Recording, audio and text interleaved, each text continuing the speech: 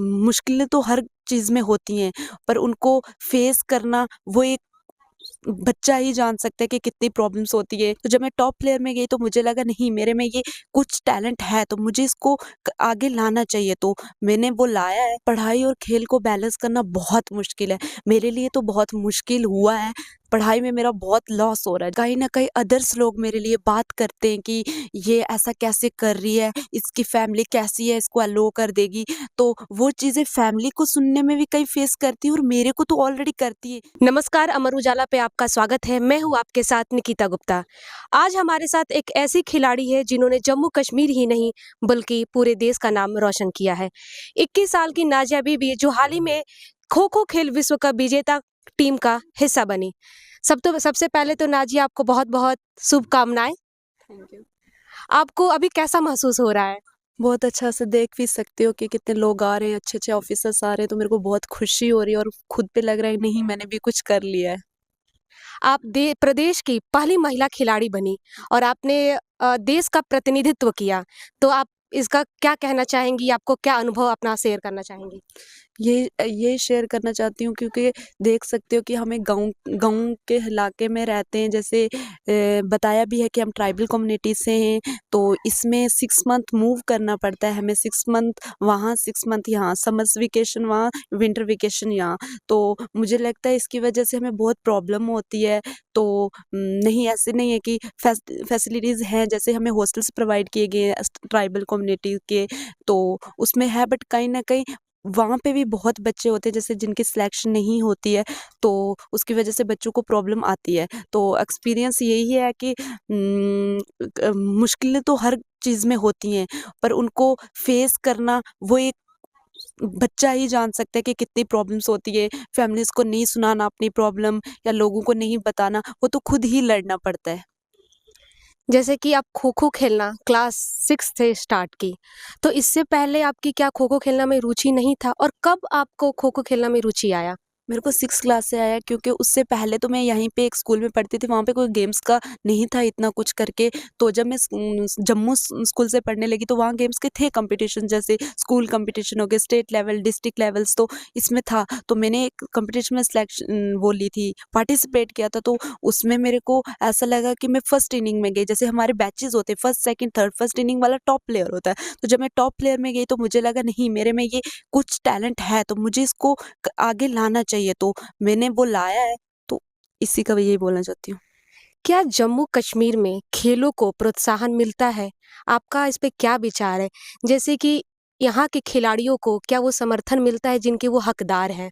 हाँ, जैसे आपने ये क्वेश्चन किया मुझे अच्छा लगा कि नहीं, जम्मू एसोसिएशन ऐसा करती है, ऐसा नहीं है कि जम्मू एसोसिएशन ने नहीं मुझे वहाँ पहुँचाया, उनका सबसे पहले तो मैं शुक्रिया अदा करना चाहती हूँ। उसमें कोई भी है सेक्रेटरी वगैरह, जैसे मैं वहाँ पे थी कैंप में भी, वो मुझे कॉल करते थे, रेगुलर मैसेज कुछ ना कुछ ड्रॉप करते थे मेरे को कि क्या चल रहा है, कैसा चल रहा है। और 4 प्लेयर बाकी भी थे जम्मू कश्मीर के, तो उसमें तो सिर्फ मेरी सिलेक्शन हुई है, तो हौसला अफ़ज़ाई तो है। जैसे ट्राइबल कम्युनिटी ने मुझे अभी, पहले तो नहीं था कैंप में, मैंने कैंप वालों को भी नहीं बता, कैंप से पहले किसी को नहीं पता था कि मैं कहाँ हूँ, कहाँ नहीं हूँ, क्योंकि मैं बहुत घर पे बहुत कम रहती हूँ। मैंने जम्मू से स्टडी की है और फिर गेम्स को लेकर मैं बाहर रहती हूँ, कभी-कभी ये वो वहाँ स्टे करती रहती हूँ, तो इतना लोगों को नहीं पता था हमारे लिए कि कहाँ होते हैं, कहाँ नहीं। तो उससे पहले नहीं पता था, जब मेरा इंटरनेशनल सिलेक्शन हुई है, उसके बाद ये न्यूज़ बहुत फैली है, तो तब लोगों को जाके कहीं न कहीं पता चला है। आपका कहने का मतलब है कि जम्मू कश्मीर सरकार का पूरा आपको समर्थन मिल रहा है, सपोर्ट मिल रहा है। हाँ, एसोसिएशन का सपोर्ट मिल रहा है और सरकार के जैसे बहुत सारे ऑफिसर्स भी आए, जैसे देख सकते हो एमपी आए, डीआईजी आए और बहुत आने वाले भी हैं, तो लगता है सपोर्ट मिल रहा है। और बाकी स्टेट जैसे जैसे अदर स्टेट्स को कुछ प्राइज़ मिले हैं, तो मुझे लगता है मुझे भी मिलेंगे। हाँ। अभी आप बीए की स्टूडेंट हैं। जी। कॉलेज में भी आपका खेलों में अच्छा प्रदर्शन माना जाता है और हम देख भी सकते हैं। तो आप पढ़ाई के साथ और खेल में क्या बैलेंस कर पाती हैं और क्या मुश्किलें आती हैं आपको इन दोनों को कंपेयर में? हाँ, पढ़ाई और खेल को बैलेंस करना बहुत मुश्किल है। मेरे लिए तो बहुत मुश्किल हुआ है। पढ़ाई में मेरा बहुत लॉस हो रहा है। जैसे अभी मेरे सेमेस्टर्स के पेपर छूट चुके। अब तो मेरे को टेंशन गेम से ज़्यादा पढ़ाई की हो रही है कि मेरे सेमेस्टर्स क्लियर कैसे होंगे? मेरे लास्ट सेमेस्टर के पेपर छूट के तो मैं कब दूँगी? कब वो क्लियर होंगे? जैसे जॉब की बात हो रही है, आपको ग्रेजुएशन कंपल्सरी है करना, तो कहीं न कहीं मुझे उस चीज़ का भी डर लग रहा है। तो बट मैं अपने कॉलेज से अपील करूँगी, आई थिंक उन्होंने पहले भी मेरी हेल्प की है, तो मुझे लगता है वो मेरी हेल्प ज़रूर करेंगे इस चीज़ में। आप ट्राइबल कम्युनिटी से हैं, जी। तो खेल में या पढ़ाई में इससे क्या कोई प्रभाव पड़ता है कि आप ट्राइबल कम्युनिटी से हैं? हाँ, पड़ता है क्योंकि देखो ट्राइबल कम्युनिटी में सबसे ज़्यादा कंज़र्वेटिव फैमिली होती है। जैसे लेकर कपड़ों को लेकर सबसे ज़्यादा दुपट्टे को लेकर बहुत देखा है आपने, तो वहाँ पे तो हमें शॉर्ट्स में खेलना पड़ता है, टी-शर्ट्स में खेलना पड़ता है। तो मुझे लगता है मेरी फैमिली तो ऐसी नहीं है, वो थोड़े ओपन माइंडेड अच्छे हैं। बट कहीं न कहीं अदर्स लोग मेरे लिए बात करते हैं कि ये ऐसा कैसे कर रही है, इसकी फैमिली कैसी है, इसको अलो कर देगी।